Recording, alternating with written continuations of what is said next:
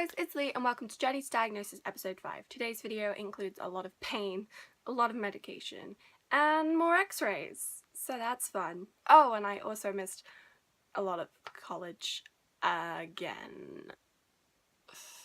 If you're new to this video series or you're just behind, as always there will be a link to the full playlist down in the description so you can go catch up or just watch them from the start if you're like really confused. And trust me, you'll need context because otherwise you're going to be as clueless as the doctor I met. If you like this video, be sure to give it a big old thumbs up. As always, my links down in the description, so make sure you go follow me. Subscribe not down and see you next time with a brand new video. Enjoy! Mwah. So today is Thursday? Yeah. And on Tuesday I sat editing a video for like 3 hours and I didn't move, and usually I have to like get up and walk around every like half hour to stop myself from going stiff and clicking too much when I do eventually get up. But because I was like so into editing, I didn't, and I think I've broken myself. I am in absolute agony right now. Sitting down does help though, because I'm not putting any pressure on it, but basically for the past 3 days I've not been able to walk properly, and my mum thought it was like, I've not been walking for 2 weeks because of the winter break, so maybe it's just me getting used to moving again. So what I actually think has happened is, obviously my joints pop out a lot, but they usually just like pop back into place and they're absolutely fine. I don't know if you know this, but I usually just have problems, like the worst on my left side. My right side, I do have problems with it, but it's not usually as bad as the left side. My shoulder blade, I have to keep popping back in because whenever I go to pick something up from like bending over, gravity just rips my shoulder out of place. My left hip has popped out a lot in recent years, but never really my right hip. My right hip just gets pain, but it doesn't really pop out. But the other day, after I stood up from editing, after 3 hours of being sat down, my hip popped out and I don't think it popped back into place properly. And so once we've had tea, me and Mum are going to A&E. This one's going to stay here. And we're going to have a late night, babe. It's not going to be wise. You and Daddy are going to stay here. No. Yeah, and then Stephen's going to drop me and Mummy off. We told you this, we've been over this. No, Daddy said, Daddy's not taking us, Daddy's staying here with you. Daddy said he was taking you. No, Stephen's taking us. Oh. Or maybe Stephen's picking us up then, in that case, if Daddy's taking. Okay, so No, you can come in the car, but you're not staying in A&E. Aww. You've got school in the morning. No, I don't mind if Amelia. I know you're worried. And just for those of you wondering, yes, I did try the cream stuff. It was nice, but it didn't work. Didn't really do anything.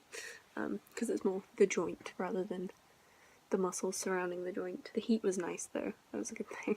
And I have taken some tablets, but the pain hasn't subsided even a little bit. So yeah, I'm sorry.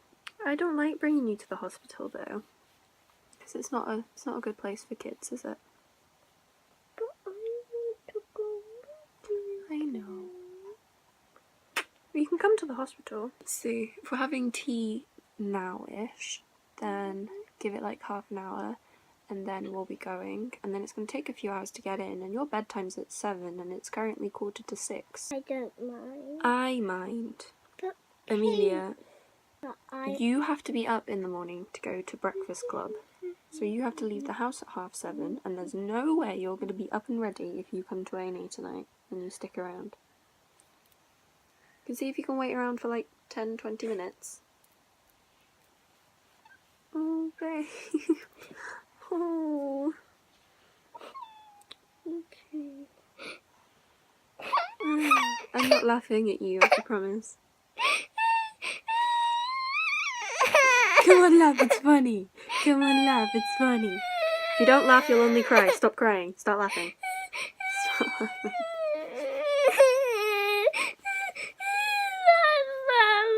Okay, right, calm down. Say bye. Say, see you after A&E.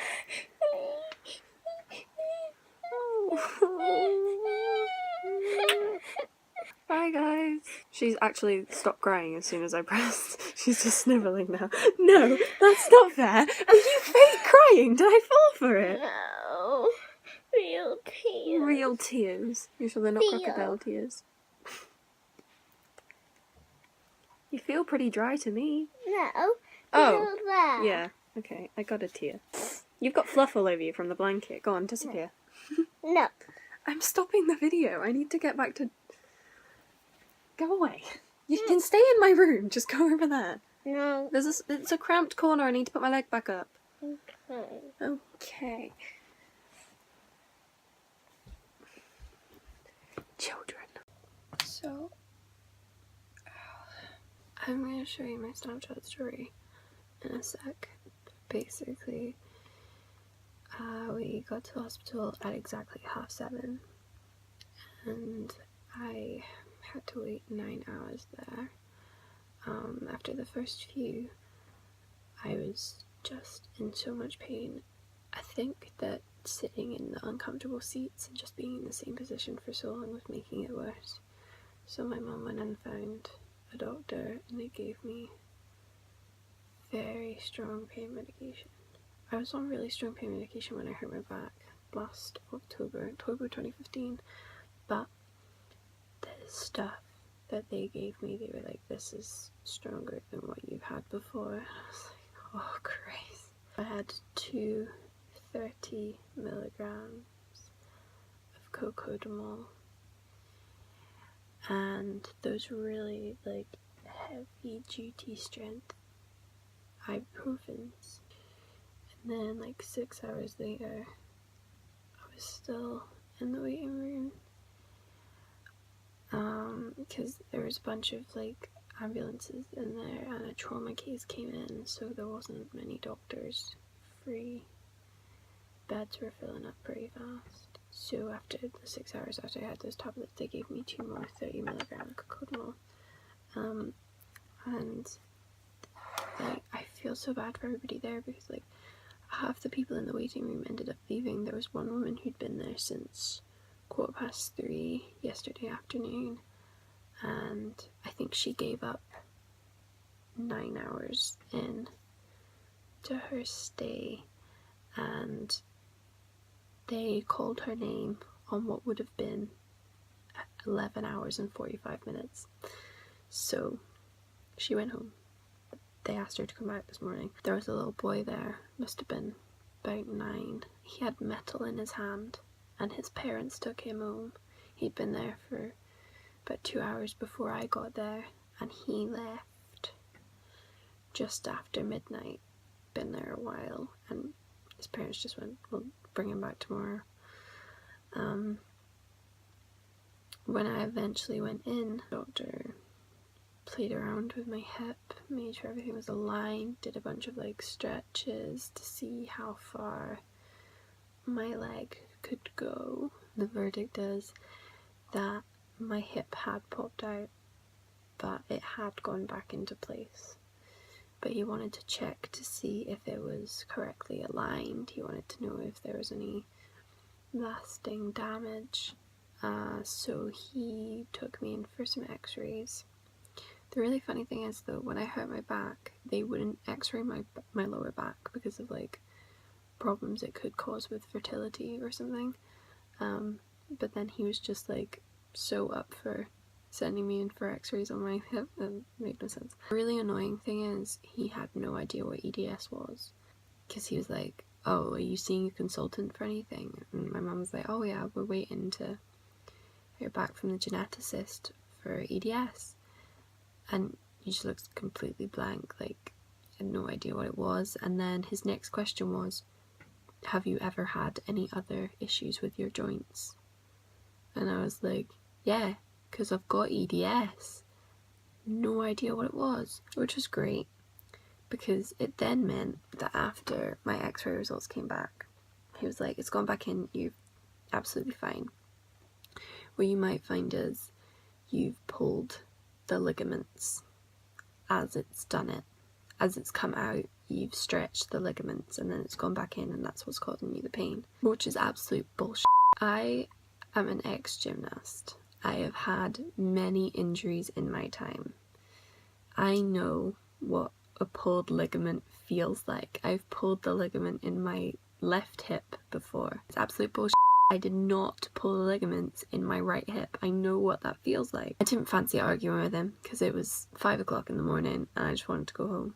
So he gave me some more drugs. He gave me drugs to bring home. Apart from peeing once, this is the first time I've been out of my bed since I got home. I think it's like 5 o'clock in the afternoon. I think it's more towards 6ish actually, because Colin's just gone to pick my mum up from work, so it's more like 6ish. I'm so out of it. I don't know if it's just me. I don't know if this is like a universal thing, because it only ever happens to me when I eat Haribos. It could happen for other sweets, or for other reasons. But have you ever eaten so many Haribos, or so many like just sweets, or jelly sweets, and you just feel like you've got like a tower of jelly sweets that goes all the way up into your throat, and you can kind of just like feel them sitting there? Do you ever get that when you've eaten too many and you just feel like they're not digesting, they're just like sat there waiting? That's a really weird way to put it, but that is what it feels like. That's what I feel like when I eat Haribos. I always feel like if I eat too many, that they're all just like stacking up, and then it makes me feel sick, and that's what I feel like right now. I am absolutely exhausted. I was gonna go into my psychology lesson today. Obviously I wasn't going to go to law. That was like my first lesson today, and I'd already missed it yesterday, so I just emailed the college and said I wasn't going in because I just got discharged from hospital a few hours ago and I need some sleep and I'm in pain. I was going to go to psychology, but it was like 1 o'clock and I had about an hour until I would need to leave to go to college, and I was just lying in bed like, I can't move. I physically cannot get out of bed. So I text my teacher and I was like, I got discharged from hospital this morning. I spent the night in A&E. I'm in pain. I'm on heavy medication. They've told me to take it easy and my pain should go within a week, but I want to just lie here for the weekend. So she was like, I've sent you a link. There's some reading that we've done in class and you can read it before Monday if you're feeling up to it. If not, don't worry about it. And she finished with a little emoji and I was like, do you know what, Karen? I do really appreciate you. I do really appreciate all my teachers. I think I have a good bunch. I really do. So when I had problems with my back last year, my maths teachers and my law teacher were really understanding. And this year I've got a different psychology teacher and she's so nice about it. And when I've been telling her about hospital appointments and things, because we had like this like interview to see where we were going this year with our psychology, because a lot of people had changed teachers for their second year, and she was like, so your attendance, what happened last year? And I explained it all and I explained what was happening with EDS and everything, and she was like, okay, really understanding, really nice about it, you know, not too sympathetic, you know, when people just like try and baby you. She wasn't like that. She was just like so nice about it, really. And she was like, well, you know, if you ever need a day, that's fine. Whenever I have like a hospital appointment or a doctor's appointment, just email her and I'm like, look, I'm dying again. And she's so chill about it. She's wonderful. Yeah, the doctor said the pain should go away within a week, but to just not do any strenuous exercise on it, because obviously if it is a pulled ligament, which it isn't, then I need to go easy on it. And I know that because I have pulled a ligament before, but because the pain's different, I've got no idea what it is. So my mum, I don't know if she rang today or whether she's ringing tomorrow or Monday or something, but she's going to try and get a hold of the geneticist again. Because she rang in November and they were like, it will get back to you. If the pain gets worse, go to your doctor. I've been to my doctor, I've done knee x-rays, I've had a hip x-ray, I sat in A&E for 10 hours, right? I need something to be done about this. And I need pain medication that doesn't make me want to jump out of my window. Although this is some of the best trippy shit I've had in a long time. That's fun. I was supposed to go to my dad's tonight because I needed to fill out some paperwork with him, but I'm just gonna play it by ear. Probably end up going there Monday night, to be honest now, because I don't want to move from my bed. Colin came in before, he was like, you coming to the supermarket? I was like, dude, do you not remember where I was yesterday? I know this video is obviously going up a while after this whole A&E thing has happened. Currently, as I'm filming this, I haven't uploaded any journey to diagnosis videos yet. I just want to say to everybody who is concerned and asking me how I was doing and telling me to keep them updated because they were worried, and offering to chat and come sit with me and just like sending me memes to cheer me up. Thank you so much. Honestly, means the world. Me and my mum were going a little bit insane in A&E, and you really just like kept it chill. Funny environment, a damn good job that A&E now has free Wi-Fi. Anyway, oh, I'm clicking.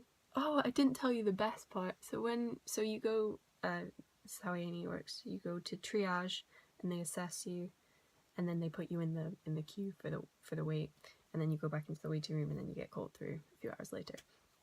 So when I went into triage, she asked me what was wrong, and the first 2 times I answered that question, it was I had my head slammed in a fire door and I fell off a roundabout in a park and broke my wrist. Going in there and just being like, I popped my hip out, it was kind of nice. But then she offered me a wheelchair, which my mum accidentally turned down. Would have been so much comfier to sit in a wheelchair, but it's fine. I got wheeled around on a bed enough, I'm alright. As I stood up to walk out of the triage room, my shoulder popped out, and the woman's face, she was like so concerned, and I was just laughing about it, and she was like, what was that? Like a really loud click happened, and she was like, what was that? And I was like, oh, I just popped my shoulder out now. And like, I think because I brushed it off, she just kind of went, okay, and then just let me leave, and I was like, you're not even gonna question it, alright, fine. I think that's why they gave me such a long wait, because if I was just so casual about popping my shoulder out, clearly a popped hip shouldn't really matter. As for my brother, being a bit of a twat about it. Just like, well, obviously she's been walking on it, so it's fine. And I was like, dude, I know it's popped back in. I just wanted to know what was causing the pain, you know? It would be funny that the amount of hours my mum has spent in A&E with my brother. I think it's only right that I make her sit with me for a little bit. We are a really accident-prone family, though. I think my sister, in her 5 years, she's not been there in about 2 years, maybe 2.5, but she went like 5 or 6 times in 1 year. She was a really clumsy kid. My first trip to hospital was actually like the beginning of year 11, so I hung on a while. And now he's just like calling me selfish because he did me a favour by running me into the hospital. Like, oh, I'm sorry for being such a inconvenience. My auntie told me that if I ever ended up in A&E, never to say that I had Ehlers-Danlos syndrome, because they just assume that you have the heart type, and they stick a heart monitor on you and they rush you straight through. But by hour 8, me and my mum were joking that we should just go tell them I've got EDS, and then they might rush me straight through. But then I was like, nah, that's harsh on the people who've been sat here a few hours longer than me. But yeah, I got a gown and everything, and I wanted to take my 365 selfie in the gown, and my mum like undid it and took it off me before I could. So my 365 selfie is just of the hospital room rather than my gown. But I got a gown. That was fun. Anyway, I've been talking for 16 minutes and I'm super tired, so I'm gonna go back to bed now. I'll see you, I don't know when. Hopefully not for a while, but I know damn well something's gonna hurt soon and I'll be back here. Anyway, I hope you enjoyed 10 hours in A&E. Goodbye.